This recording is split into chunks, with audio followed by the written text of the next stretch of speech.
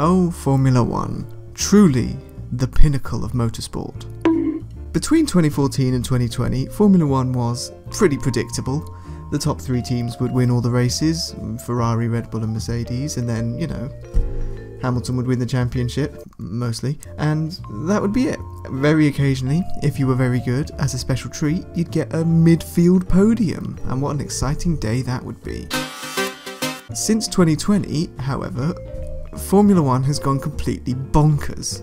It must have started with the pandemic, which saw a whole bunch of new things happen in the sport, like having multiple races at the same track, having multiple races in the same country, like Italy, countless first-time podium sitters, first-time race winners, drivers missing races due to COVID, about 1 billion red flags, and the introduction of the most powerful character in the Formula 1 cinematic universe.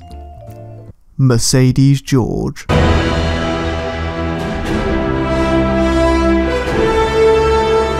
Since 2019, just for funsies, I've been doing a set of personal F1 predictions, where I just basically predict a bunch of things that I think are going to happen throughout the season, and then I see how many of them I got right. In 2019, I made 20 predictions instead of 16 for reasons that are not even clear to me now, and I got 9 of them right, as you can see here. That's 45%. Not bad. In 2020, I made 16 predictions and I got 6 of them right, which was 37.5%. That's pretty bad. In 2021, again I made 16 predictions, but this time I got 11 of them right, which is an astounding 68.75%.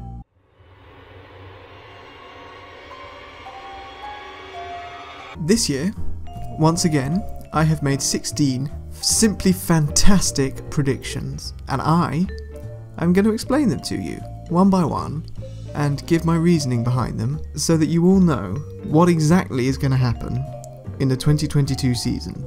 You're welcome. Ignore the fact that it says 2022 season bingo at the top. I don't know why I put bingo.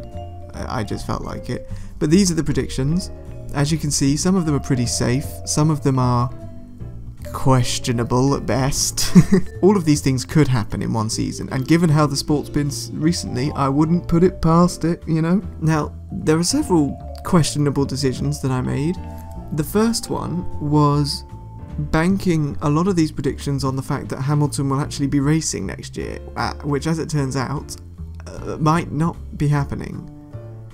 So if Hamilton ends up not racing next year, I'll just switch all of his predictions to George's teammate, whoever George's teammate might be, which will still cause problems, but it will mostly be fine. The other issue is that I decided, for whatever reason, to do all of this before pre-season testing, and in a year that sees the biggest regulation change since 2014. Who knows what's going to happen this year, honestly. It's going to be very entertaining, but probably impossible to predict, so I don't know why I've done this, really, to be honest. But never mind, we're going to kick things off with the first prediction of the bunch.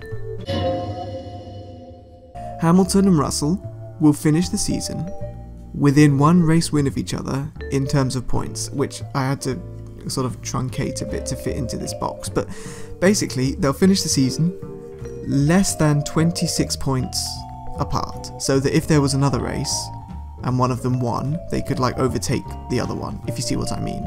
To be perfectly honest, do I actually think this one's going to happen?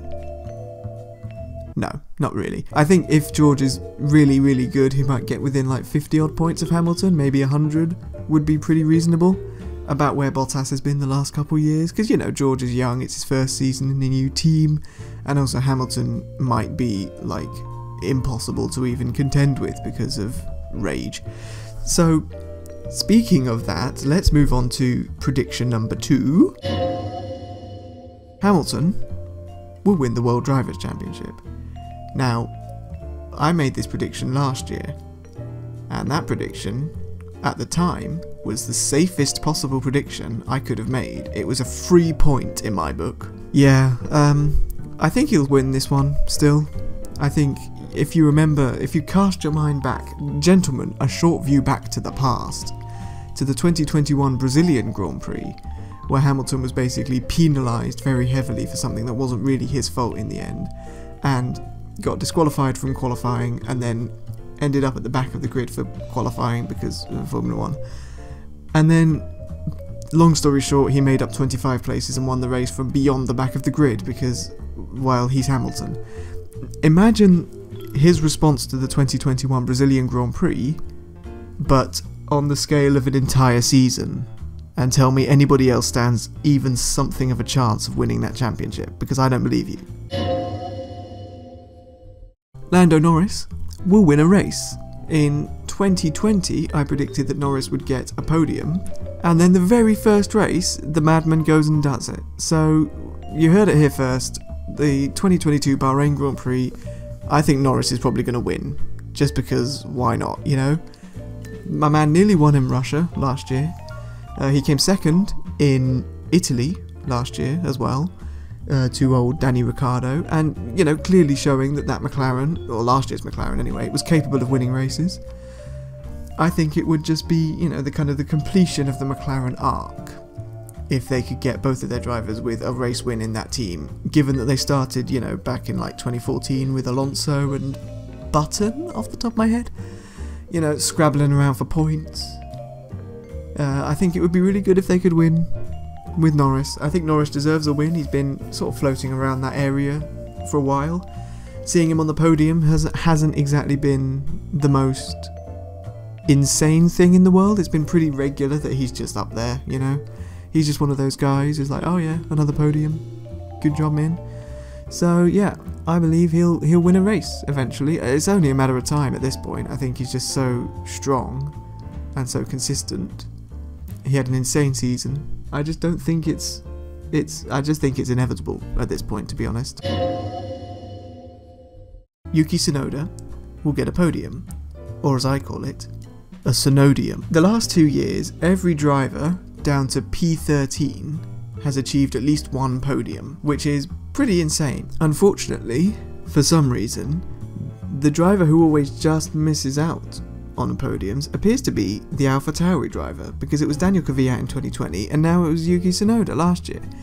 But I think, you know, it's only a matter of time again. Tsunoda's got a lot of pace compared to where he was at the start of the year. He's more consistent, he's making less mistakes. If he can have a clean race while other people have a pretty messy race, let's say, I don't know, like a Hungary or something happens again, we could maybe see my guy up on the podium. I don't think it's completely out there. I think this is a little bit more risky as a prediction compared to Norris winning a race, but I still think it's definitely possible. Like, I wouldn't be surprised, I'd be pleasantly surprised, but I wouldn't be shocked like I was with Russell's podium, which, to be honest, was a bit of a... that was a little bit of a... blah, blah, blah, blah. But, you know, I think he's definitely got it in him for a podium, and I would like to see him, especially if that AlphaTauri is more competitive this year, which, again, we don't know, because I'm doing this before testing, because I'm an idiot. Anyway. Carlos Sainz will finish ahead of Charles Leclerc in the championship. Now, this is a pretty interesting one, because last year, Sainz did finish ahead of Leclerc in the championship, in the same machine, and I think he did the year before, but he was in a McLaren and that Ferrari was terrible in 2020. But anyway, in 2021, Sainz beat Leclerc because he just got more podiums, basically. I think Leclerc came second once, and Sainz had like a couple seconds and some thirds in there as well. But the thing is, they're actually remarkably similar on points. Like, Leclerc only had 5 less points than Sainz, and somehow Norris ended up between them, which is kind of interesting. So, honestly, this one could go either way, but I think it will be close. I probably should have done the Hamilton and Russell one for this instead, you know, the one race win, because I think that's definitely going to happen, because they're so close in terms of speed. That's a pretty safe one for me, Sainz finishing ahead of Leclerc. I think he's got a lot of pace. He's a pretty underrated driver. But he's one of those drivers that everyone says is underrated, so he's now pretty fairly rated, because everyone's saying actually he's really good, which he is. So, I don't know, I forgot what I was talking about. Moving on. The next stop on the George Russell hype train is Russell wins at least 2 races.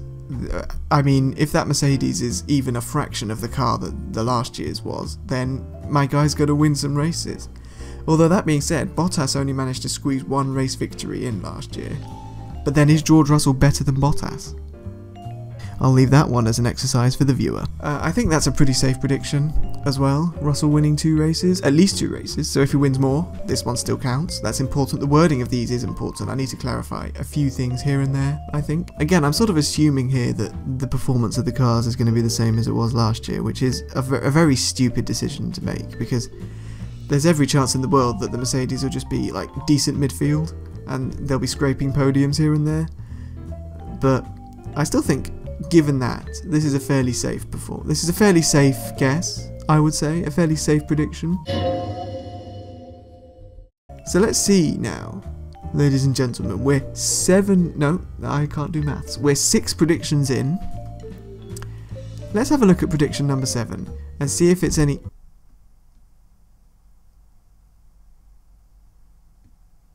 Oh. Why did I make this prediction? What was I thinking? What was going through my brain hole when I thought, yes, you know what I think is going to happen next year?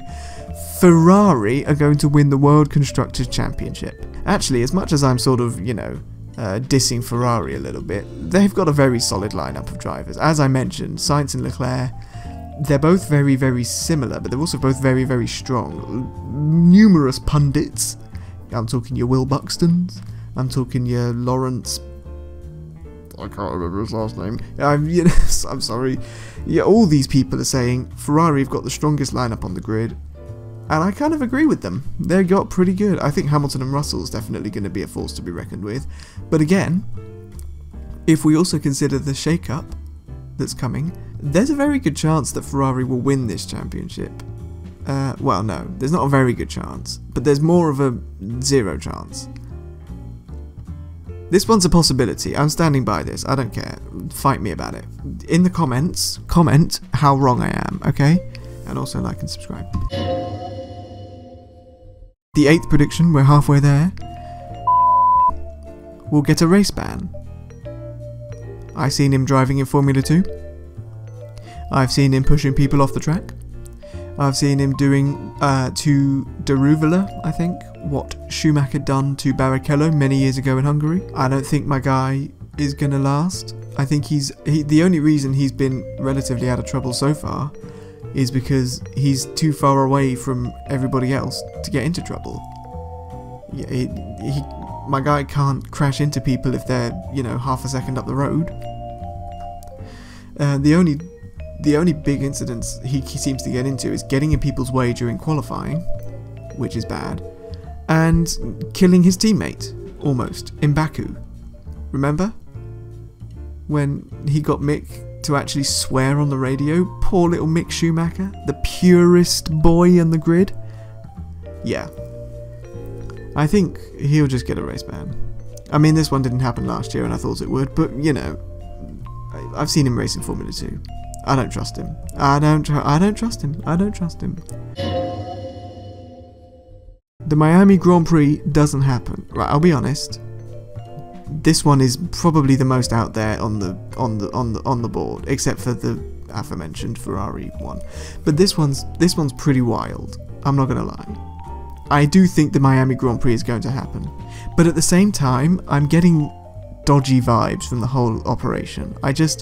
All the calendars have a little Miami, and they have a little asterisk next to it, which is subject to FIA circuit homologation, which means they have to basically approve the track, that it's safe to use. And I think if given the choice between a repeat of the USA 2005 fiasco with an unsafe track in America and just postponing the race until next year or whatever, I think the FIA will just choose to not hold a race, because they've already got a good race in COTA, right?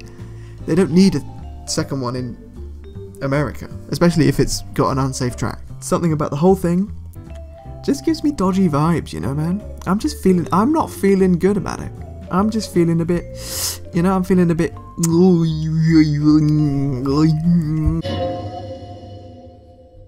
There will be, across the season, at least 2 substitute drivers, and I need to make this abundantly clear in case something happens. What I mean is, there will be 2 separate drivers who substitute in for other drivers. So, allow me to give you an example. If I put this card in 2020, I'd be able to tick it off because we had Nico Hülkenberg coming in for various people in Racing Point, and we had Jack Aitken for Russell, and we had Pietro Fittipaldi for Grosjean. So that's at least 2 different substitute drivers, therefore this one gets ticked. If I put this in last season, it wouldn't, because we only had Robert Kubica sub in for Kimi Raikkonen. So that one wouldn't count if it was last year. There need to be 2 different drivers. They can both substitute in the same race, like Sakir in 2020, but they have to be separate drivers. It can't be like Hülkenberg did, where if there was one guy who substitutes for 2 races in a row, it doesn't count. It's got to be 2 different guys. That's the rules, okay?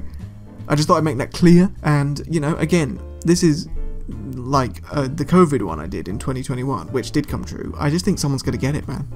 I just think someone's going to get it, and they're not going to be allowed in. It just happens. F1 drivers just be getting COVID. Leclerc's had it twice. He had it like before last season and at the end. He managed to go the whole season without getting it again, and bookended the year with COVID. What a man. Anyway, Gasly's had it, Hamilton's had it, you know, Raikkonen's had it. I just think it's going to happen. I just think it's going to happen. All British podium. This one speaks for itself. There are now 3 British drivers on the grid. George Russell, Lewis Hamilton and Lando Norris. And just to be clear, Alexander Albon is Thai. He's racing under a Thai license. Just because he was born in London and he speaks with an English accent doesn't mean anything for this. Officially, he's a Thai driver, okay? So he doesn't count for this all-British podium. If we get a Hamilton, Russell 1-2 and then Albon's on the podium, well, I mean, personally, I would love it, but it doesn't count. It's got to be Hamilton, Russell, Norris on the podium. Even better, British Grand Prix, Norris wins, McLaren, British team, we hear the British national anthem like 12 times. That's the dream. That's what I want, but that's too specific. That's not actually going to happen, is it? Let's be honest. But I want it to. In last. This one's fairly easy to understand, I think. Last year, in a season with 20 regular drivers, managed the exceptional feat of coming 21st, because on countback, he didn't finish 14th and 15th, he finished 14th and then never managed higher than 17th, which meant that Kubica managed to get ahead of him, despite only appearing in 2 races, and also being in the second worst car on the grid. Like, it's not even like Kubica subbed in for like a McLaren or something and got a couple points, it's just, it's really that bad. Anyway, I just think he'll be last. 2 drivers finish every race. So, last year, the aforementioned Carlos Sainz managed to finish every single race. He didn't DNF once. He didn't finish every race in the points, but he did finish and was classified in every race, which has happened before. I think Magnussen might have managed it one season, but it's not very common.